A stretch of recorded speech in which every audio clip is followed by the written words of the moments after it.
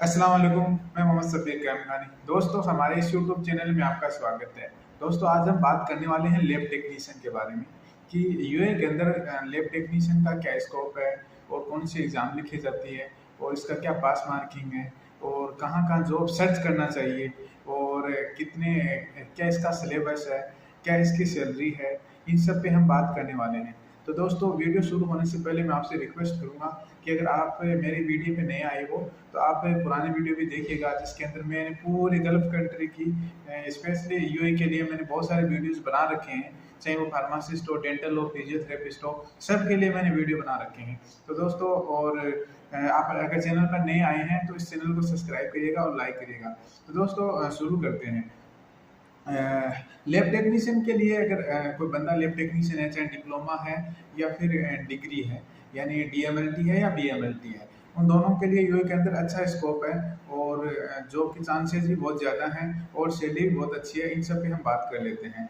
तो आपके होता क्या है कि जब आप यूएई के लिए ट्राई कर रहे हो तो आपको 3 प्रकार की एग्ज़ाम लिखी जाती है यूएई के अंदर। और मैंने बहुत सारे वीडियो बना भी रखे हैं, लेकिन मैं फिर भी एक शॉर्ट तरीके से आपको बताता चलूँ कि यूएई के अंदर 3 प्रकार की एग्ज़ाम होती है, जिसमें अगर आप डीएचए दुबई हेल्थ अथॉरिटी लिखोगे तो आपको दुबई साइड जॉब करना पड़ेगा, उधर जॉब सर्च करना पड़ेगा।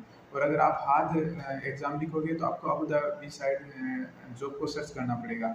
और अगर आपने एमओएच लिख दिया तो फिर आपको शारजा, फुजेरा या इनका रासल खेमा, अजमान, इन साइड आपको जॉब सर्च करना पड़ेगा। जो इनकी 5 एमिरेट्स हैं, छोटे-छोटे प्रकार की एग्ज़ाम हो गई, जिसके बारे में मैंने आपको बता दिया। इनके ऊपर मैंने एक प्रॉपर मुकम्मल वीडियो बना रखा है।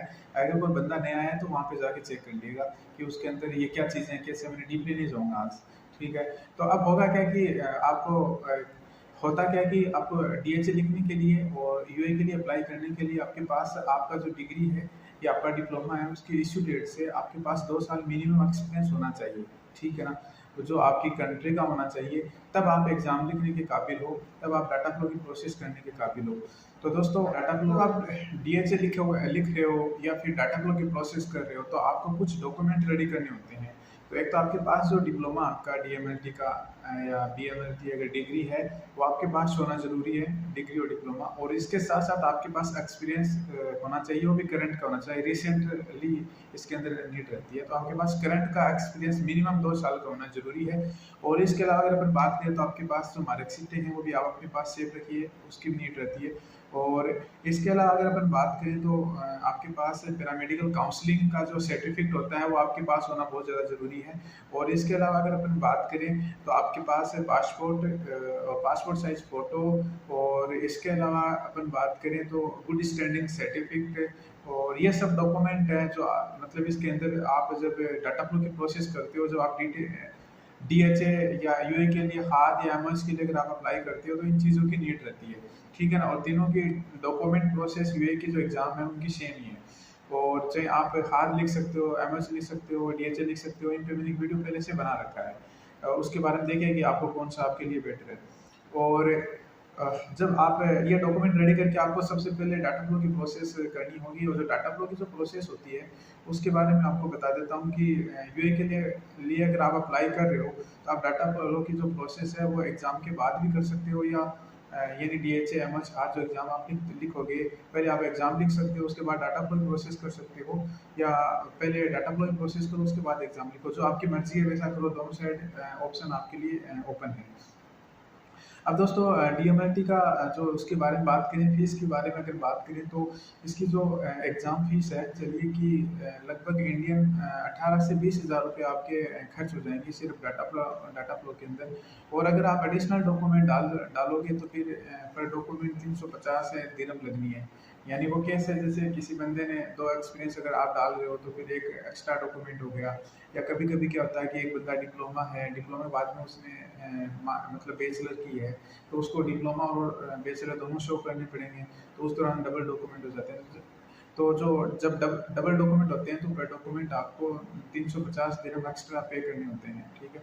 और डाटा फ्लो की जो प्रोसेस होती है उसका जो टाइम है, स्पेशली मैं बता देता हूँ कि 25 से 45 दिन का इसका टाइम होता है। और इसके बाद में अपन बात इसकी डीएचए हो या हाथ जो है, मतलब इनकी जो फ़ीस है, वो फ़ीस के बारे में आपको बता देता हूँ कि आपको जैसे एक एप्लीकेशन आप क्रिएट करोगे तो लगभग 220 या 30 दिरहम आपके मतलब खर्च हो जाएंगे। और इंडिया की समझे तो ऐसा समझे कि आप 5,000 रुपये के आसपास खर्च हो जाएंगे। उसके बाद आप जैसे एप्लीकेशन, उसके बाद में इन्विजिलेटर नंबर आप लोगे या फिर उसके बाद में आप एग्ज़ाम बुक लोगे, तो इनकी जो फीस होगी वो आप मान के चलिए कि 240 यूएसडी डॉलर इसकी फीस है। ठीक है, तो आज करंट के अंदर क्या इसकी इंडियन रेट चल रही है, क्या पाकिस्तान की रेट चल रही है, या बांग्लादेश की, जो आप कंपेयर कर सकते हो, 240 यूएसडी डॉलर होता है। ठीक है ना, वो इसकी फ़ीस होती है एग्ज़ाम की और एप्लीकेशन की और एग्ज़ाम बुक की। टोटल ये जो फ़ीस होती है इसकी इतनी फ़ीस होती है। और डाटा फ्लो की जो प्रोसेस है वो पीएसवी जो इनकी जो टीम है वो करती है। और इनके अंदर स्पेशली डाटा फ्लो की बात करें तो आपका डिग्री, एक्सपीरियंस लेटर और ये जो लीगल काउंसलिंग है ना, इसका ये वेरिफिकेशन होता है। और इसकी टाइम मैंने बता दिया। और एलिजिलेटर नंबर आपने अगर ले लिया, उसके बाद आपको 90 दिन के अंदर अंदर एग्ज़ाम लिखनी होती है, क्योंकि 90 दिन के बाद में फिर वो एक्सपायर हो जाता है। और 90 दिन के अंदर आप आराम से प्रिपरेशन, अगर आपकी अच्छी प्रिपरेशन अगर है, पहले से आपकी स्टडी अच्छी है, तो आप इन्विजिलेटर नंबर लेके उसके 1 घंटे के बाद आप एग्ज़ाम को कर सकते हो। ये इसके लिए 90 दिन के अंदर अंदर जब आपकी इच्छा हो तब आप एग्ज़ाम लिख सकते हो। 2 दिन के बाद, 5 दिन के बाद, जैसे आप अगर उनकी वेबसाइट पे जाओगे डीएचए या एमएचए हार्ड, तो उनमें ऑप्शन आ जाएंगे कि ये डेट खाली है, तो आप आराम से 1 वीक के अंदर पहले भी लिख सकते हो। हाईएस्ट इसका जो टाइम है वो 90 दिन का है। तो ये हो गया इसका एग्ज़ाम का मतलब प्रोसेस। अब दोस्तों यूएई के अंदर क्या होता है कि जैसे आपने एग्ज़ाम पास कर लिया है, तो उसके बाद इसका जो इलिजिलेटर, जब आपने मतलब एग्ज़ाम पास कर लिया तो इलिजिलेटर आपके पास आ गया, ठीक है ना। तो उसके बाद क्या होता है कि इसका जो टाइम होता है वो इसका जो टाइम होता है वो 1 साल का होता है। तो 1 साल के अंदर अंदर आपको जॉब सर्च करनी होती है। अगर आप 1 साल के अंदर जॉब सर्च नहीं कर पाए या रजिस्ट्रेशन नहीं कर पाए, तो फिर वो एक्सपायर हो जाता है। तो फिर आपको क्या करना है कि एग्ज़ाम पास करने के बाद में आपको यूएई विजिट करना है, क्योंकि यूएई के अंदर थोड़ा कंपटीशन हो गया है। तो इंडिया या कोई भी कंट्री हो, वहाँ पे वैकेंसीज वगैरह या ऑनलाइन वैकेंसीज वगैरह, इनके चांसेस बहुत कम रहते हैं। तो बेटर है कि आप है ना यूएई के लिए विजिट करिए। और आप अगर आपने डीएचए लिखा तो आप दुबई जाइए, और अगर आपने एमएस लिखा है तो फिर आप शारजा साइड जाना है, और हाल लिखा तो आपको अबू धाबी साइड जाना है। तो ये इनके 3 एग्ज़ाम हैं जो एरिया मैंने आपको बता दिए डिवाइड करके। और अब जाके वहाँ पे आप जॉब कहाँ कहाँ सर्च कर सकते हो, क्योंकि अब आपको जाना है और किस तरह जाना है, इसकी इंटरव्यू की क्या तैयारी है, इन पे मैंने एक वीडियो अलग से बना रखा है। मेरा इंटरव्यू का वीडियो जरूर देखिएगा।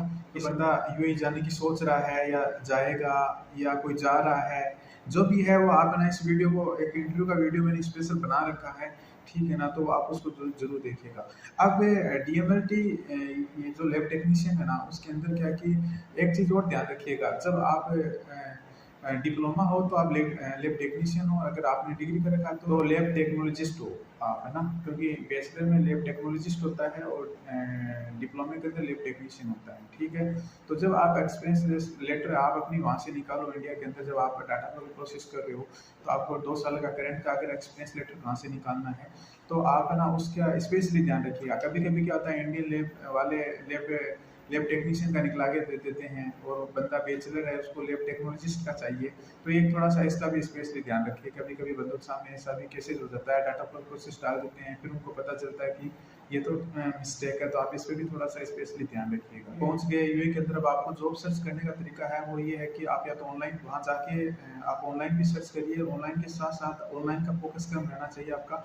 80% है कि आप वहाँ पे डोर टू डोर जाना है। और वहाँ पे क्या होता है कि लैब हो या कोई हॉस्पिटल हो या फिर कोई फार्मेसी हो, वहाँ पे एक स्पेशली बॉक्स भी लगा होता है, जिस बॉक्स के अंदर सीवी वहाँ पे इसके अंदर डाल के आप आराम से इजीली आ सकते हो। तो आप उस बॉक्स के अंदर या वहाँ से संपर्क करके आप वहाँ तक अपनी सीवी पहुँचाइए। और सीवी पे मैं एक वीडियो बना रखा है, उसको आप अच्छी तरीके से देखिएगा, ठीक है ना। और आपको डोर टू डोर जाना है। और लैब टेक्नीशियन की जो वैकेंसीज वगैरह होती है ना, वो मैं आपको बता देता हूँ कि वो वहाँ पे जैसे प्राइवेट लेबोरेटरीज बहुत है वहाँ पे, तो पूरा ग्रुप है, वहाँ पे आप अप्लाई करिए। हॉस्पिटल की जो लैब है उसके अंदर आप अप्लाई करिए। और छोटी छोटी यहाँ पे जैसे वगैरह होते हैं, पोलो क्लिनिक सेंटर होते हैं, वहाँ पे लैब की वगैरह होती है, वहाँ पे अप्लाई करिए। और इसके अलावा आप है ना लैब का जो है ना और प्राइवेट बहुत सारी लैब होती है, वहाँ पे आप अप्लाई करिए। और इसके अलावा अगर आप हॉस्पिटल, गवर्नमेंट हॉस्पिटल है, वहाँ पे बड़ी बड़ी लैब्स वगैरह होती है, वहाँ पे अप्लाई करिए। तो लैब के बहुत ज़्यादा की सैलरी की बात करें तो लैब टेक्नीशियन की जो सैलरी स्पेशली होती है, जो बैचलर होता है उसकी जो सैलरी होती है वो आप मान के चलिए 5,000 से 10,000 के दिरहम के बीच में उसकी सैलरी होती है। वो बंदे पे डिपेंड है कि वो मतलब कितना इंक्रीमेंट होता है। और फ्रेशर के लिए इससे लो भी हो सकती है, क्योंकि अभी थोड़ा सा कंपटीशन हो गया इस वजह से। बाकी नॉर्मल अगर सैलरी समझी जाए तो 5 से 10 हज़ार इसकी सैलरी होती है। और मैं तो ये रिक्वेस्ट करूंगा कि अगर फ्रेशर बंदा है, नया गया है, तो लैब टेक्नीशियन का सबसे पहले, या कोई भी मेडिकल प्रोफेशन हो, आप उस जॉब को सबसे पहले करिएगा। अगर आपको 2 हज़ार के अंदर या 5 हज़ार के अंदर या 3 हज़ार के अंदर अगर आपको जॉब मिल रही है, तो आप जॉब सबसे पहले करिएगा। क्योंकि एक तो कंपटीशन हो गया है, और एक आपके पास वो क्या कि 1 साल के अंदर अंदर जॉब करना जरूरी होता है। तो जैसा भी मिले आप करिएगा। अगर आपको 1 साल का या 6 महीने का एक्सपीरियंस हो जाएगा, तो उसके बाद आप इजीली सैलरी आपकी ऑटोमेटिक बढ़ जाएगी, इंक्रीज हो जाएगी। ठीक है ना। और सैलरी के बारे में आपको बता दिया कि 5 से 10 हज़ार के बीच में इसकी सैलरी होती है। और मिनिमम बंदा है वहाँ पे 600 से 700 दिरहम तक है ना, इजीली बंदा रह सकता है, जिसके अंदर उसका अकोमोडेशन है, या खाना है, पीना है, मोबाइल का है, पूरा इनका इतना खर्चा इनका इजीली मतलब पैसे लग जाते हैं 700 से 800 दिरहम। और इसके अलावा अगर अपन बात करें तो इसके अंदर सिलेबस के ऊपर कि इसका सिलेबस क्या रहता है, कि माइक्रो बायोलॉजी है ना वो सबसे ज़्यादा आती है, और वही पूछी जाती है माइक्रो बायोलॉजी। और इसके अलावा हेमाटोलॉजी को पूछ सकता है, जिसके अंदर स्पेशली ब्लड कलेक्ट से रिलेटेड क्वेश्चंस वगैरह आते हैं। और इसके अलावा अगर अपन बात करें तो इसमें सीरोलॉजी है, बैक्टीरियोलॉजी है, और इसके अलावा अगर अपन बात करें तो बायोकेमिकल्स है। इनके अंदर ये सब क्वेश्चंस वगैरह पूछे जाते हैं। और बहुत से लोग पूछते हैं कि स्टडी कहाँ से करें, तो इसका आप ऑनलाइन बुक वगैरह मंगा सकते हो DHMH हाथ के नाम से। तो आपको ऑनलाइन बुक वगैरह मिल जाएगी, तो इसकी आप बुक वहाँ से मंगा सकते हो। या फिर जो आपने अपनी कॉलेज के दौरान जो चीज़ें पढ़ी हैं, वही चीज़ें पूछी जाती है। और स्पेशली बेसिक चीज़ें ज़्यादा पूछी जाती है। जो बेसिक्स हैं इस पर ध्यान रखें। जितने भी मेडिकल प्रोफेशनल हैं, मैं आपको रिक्वेस्ट करता हूँ कि आप जब भी एग्ज़ाम लिखें, बेसिक पे आपका फोकस होना बहुत ज़्यादा ज़रूरी है। तो ये इसका हो गया। और एग्ज़ाम के अंदर आपको बता देते हैं कि इसका जो क्वेश्चंस वगैरह हैं, जो करंट के अंदर रिसेंटली इसके अंदर 100 क्वेश्चंस पूछे जाते हैं। और इसके अलावा इसकी जो पास मार्किंग अभी प्रेजेंट के अंदर वो 55% है। अगर आप 55 क्रॉस हो तो आप इजीली पास हो। ठीक है। कंट्री के अंदर आराम से ना एग्ज़ाम बुक कर सकते हैं। आप एग्ज़ाम बुक करके आराम से एग्ज़ाम लिख सकते हैं। जो बड़ी बड़ी सिटीज़ हैं, जैसे दिल्ली की हो गई, गुड़गांव हो गया, हैदराबाद हो गया, मुंबई हो गया, केरला साइड जैसे बेंगलोर हो गया, बहुत सी जगह इनके सेंटर्स वगैरह हैं। वहाँ पे आप अपना जो पास का जो सेंटर है, वहाँ पे आप बुक करके एग्ज़ाम लिख सकते हो। और एग्ज़ाम के अंदर ये जो क्वेश्चंस वगैरह आते हैं, इनको क्या कि स्पेशली आप ध्यान रखिएगा। कोई भी अगर मेडिकल प्रोफेशनल हो, इनमें क्या है कि जैसे अपने इंडिया के अंदर अगर आपको एग्ज़ाम अगर फाइट करे हो, जिसके अंदर मल्टीपल जो क्वेश्चंस होते हैं, जो न्यू टाइप के क्वेश्चंस होते हैं, कि एक क्वेश्चन उसके 4 ऑप्शंस होते हैं, इस टाइप का क्वेश्चंस वगैरह आते हैं। लेकिन जब आप इंडिया में करोगे ना कोई भी एग्ज़ाम अगर आप लिख रहे हो, तो उसमें क्या है कि आपको पता चल जाएगा कि इसके अंदर 4 में से 2 ऑप्शन नहीं है, एक ये हो सकता है, या आप आके कहीं भी आपको लगेगा कि इन 2 में से ये और हो सकता है। तो मतलब ये है कि लास्ट में जो रिजल्ट है वो 2 पे आ जाता है, कि इन 2 में से एक क्वेश्चन होगा। लेकिन यहाँ क्या है कि जब DHA की एग्ज़ाम लिखो, तो इसके अंदर जो ऑप्शन है वो 4 के अलावा 5 भी आ सकते हैं। स्पेशली 5 आते हैं, 4 आते हैं। 5 और 4 ऑप्शन आते हैं, इनमें से एक को आपको सिलेक्ट करना होता है। और वो जो 5 ऑप्शंस होते हैं ना, वो सेम टू सेम होते हैं। मतलब आपको क्वेश्चंस को एकदम फोकस के साथ पढ़ना है कि इनमें से इसका उत्तर है, जो आंसर है वो कौन सा है। तो जो भी पढ़े आप आराम से ना पूरा अच्छे तरीके से देख के पढ़े आप। ठीक है ना। फोकस आपका होना चाहिए बेसिक्स पे, इन चीज़ों पे।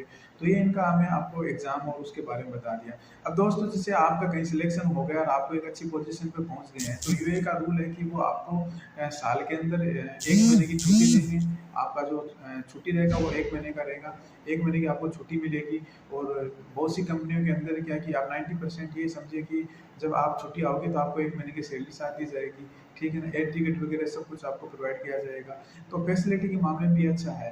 और लैब टेक्नीशियन के बारे में आपको सब चीज़ बता दी है, एग्जाम से रिलेटेड बता दिया, पास मार्किंग बता दिया है, कैसे अप्लाई करना वो बता दिया, क्या डॉक्यूमेंट चाहिए वो बता दिया है, किस तरह जॉब सर्च करना है, कहाँ कहाँ जॉब सर्च करना है, इसके बारे में बता दिया है। और CV से रिगार्डिंग मैंने वीडियोज़ वगैरह बना रखी हैं, वहाँ देखिएगा। और इसके अलावा क्या क्या फैसिलिटी वहाँ मिलती है उसके बारे में मैंने बता दिया है। तो टोटली मैंने इंशाल्लाह इस वीडियो के अंदर बता दिया है। तो अगर ये वीडियो आपको पसंद आया है, तो आप इस वीडियो को लाइक करिए, शेयर करिए, सब्सक्राइब करिए। और हर वीडियो के अंदर मैं मेरा पर्सनल व्हाट्सअप नंबर या IMO नंबर देता हूँ, तो आप मेरे से IMO नंबर या व्हाट्सअप नंबर संपर्क कर सकते हो, कि कोई आपका माइंड में क्वेश्चन वगैरह हो, कि कोई इस वीडियो के अंदर वो क्वेश्चन छूट गया हो, या कोई आपके माइंड में क्वेश्चन हो, कि जो भी आपके पास जो क्वेश्चन वगैरह आप मेरे से व्हाट्सअप IMO कर सकते हैं इजीली, या इस वीडियो के नीचे आप कमेंट्स करके भी पूछ सकते हैं। इंशाल्लाह मैं रिप्लाई दे दूँगा।